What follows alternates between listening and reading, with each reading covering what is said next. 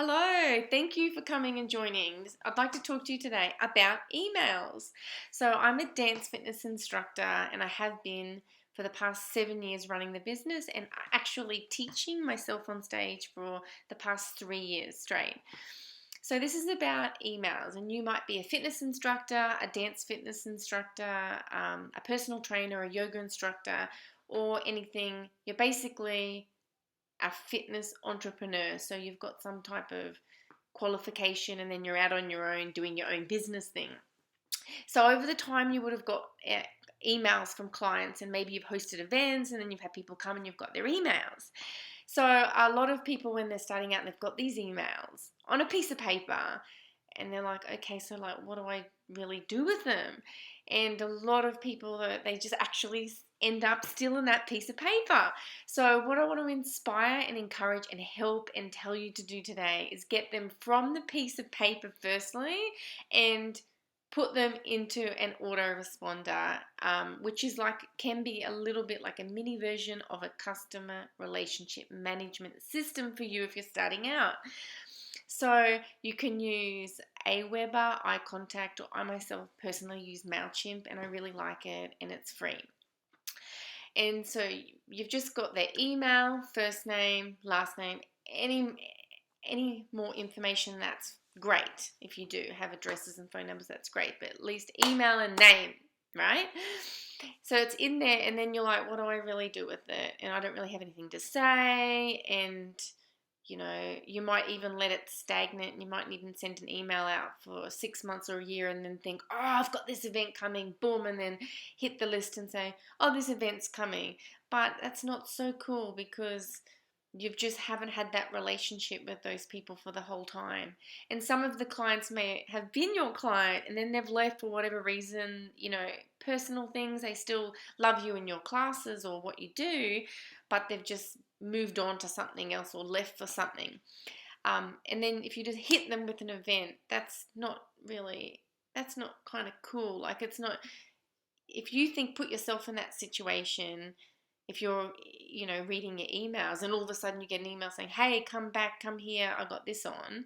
Like, it's like, oh, hi again.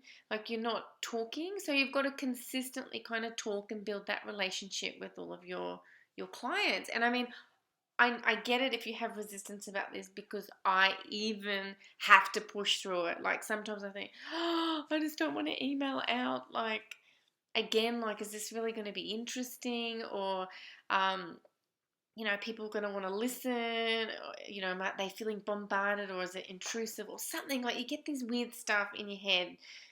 I have, and I'm sure you probably have as well.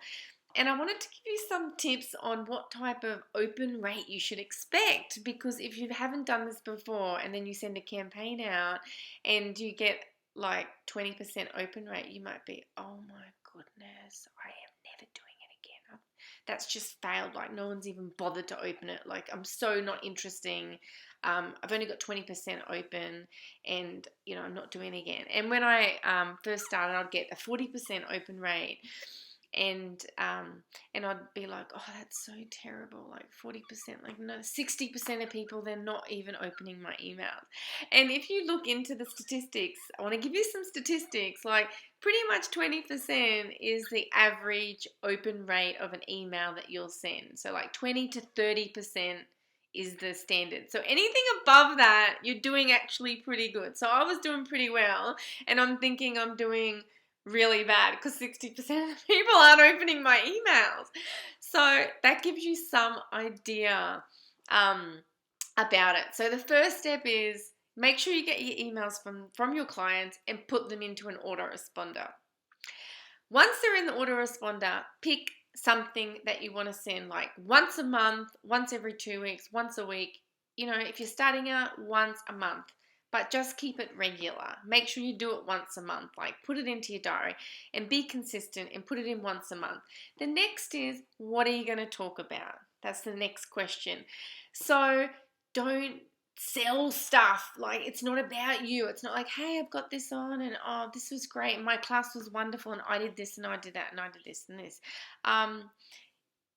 Like, come to us, or we've got this deal, we've got 70% off, and here's a blah, blah, blah. You know, you can mix those sort of things in every now and again, but every single email that you send out, if it's just a sales, if it's selling, like wanting something from the person on the other end, that's not cool and it's not going to work. So your emails, have it, if you can, as much engaging as possible, and think about how are you adding value to the people who are at the other end of your email. You know your clients. They've been with you, you've worked with them. So you know whatever. In my case, I know some are really sick, or some may be suffering with depression, or some have a lot of serious personal issues going on. Some even like left and put on weight, and they want to get back, and then they feel like they need to lose weight before they come back to my classes, which doesn't make sense, but that's just the psychology of some people. So I know what's going on in the heads of my clients. So then you can then put stories in that can connect with people and help bring them back and help them know that you do understand. So you if you do have a website and blog, that's really cool, because then you can actually blog and you can link, you know, part of your blog articles, not the full article, but link an article into your email. If people are interested, they can read more about that.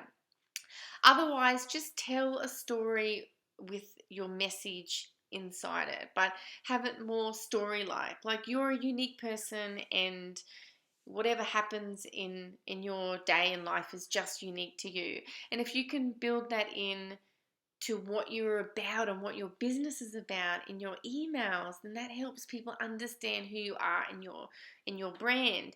And an example might be if you really value kindness, right? People being kind, and then you might tell the story like, hey, you were out at the store and then you saw this lady sitting down, then you saw this other young child come over and give the lady a bunch of flowers.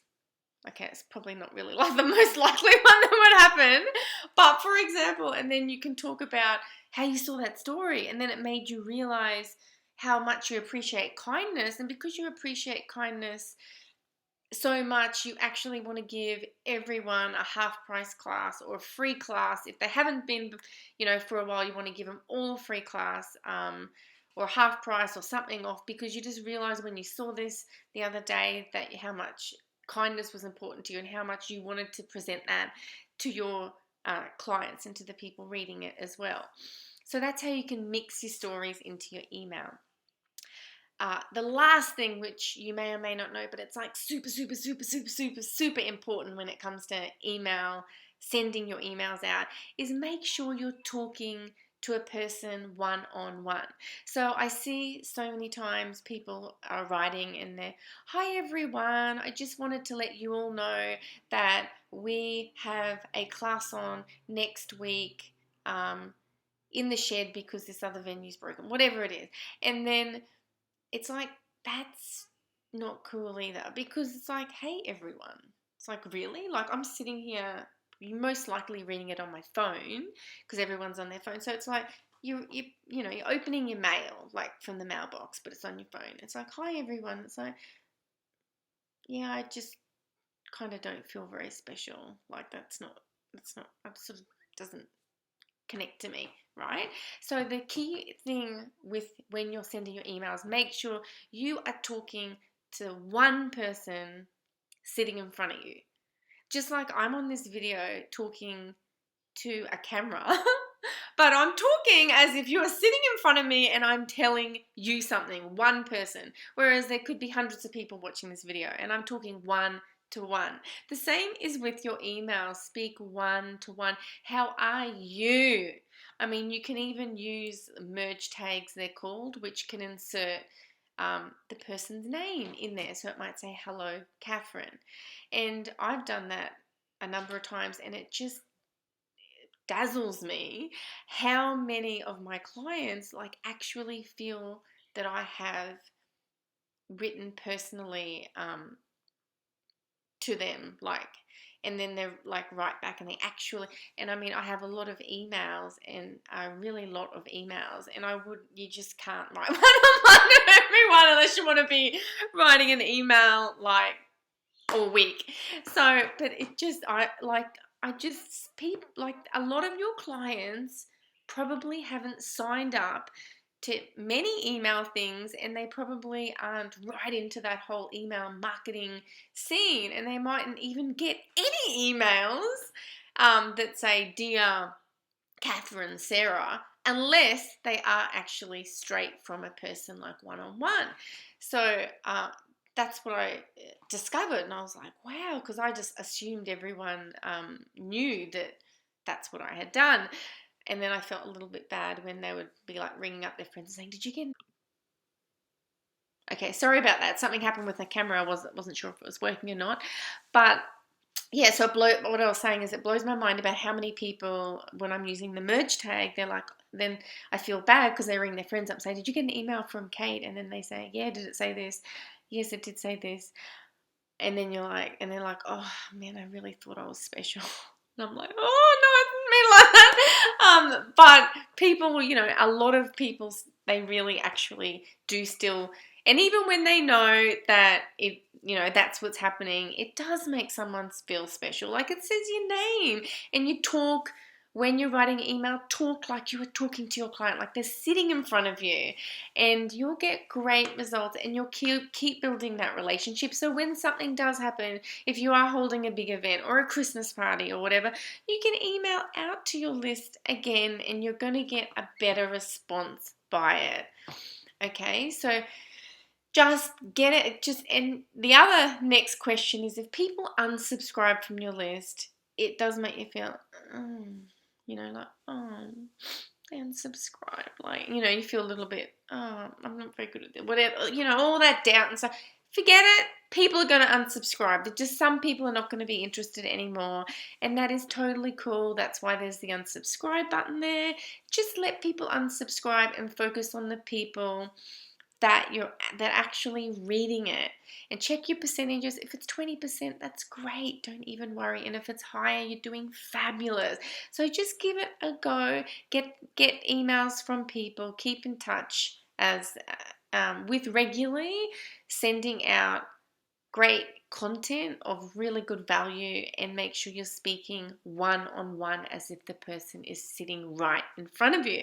So I hope that's helped people today with the whole idea of emails in the dance fitness industry, or your own fitness classes. You are a small business owner, entrepreneur. This is what people do in business, and you've got to start building your business and doing business things as well. If you really want to make it solid and something you can be really proud of and grow and create that community and create that kind of, community tribe around yourself. So I hope this helped.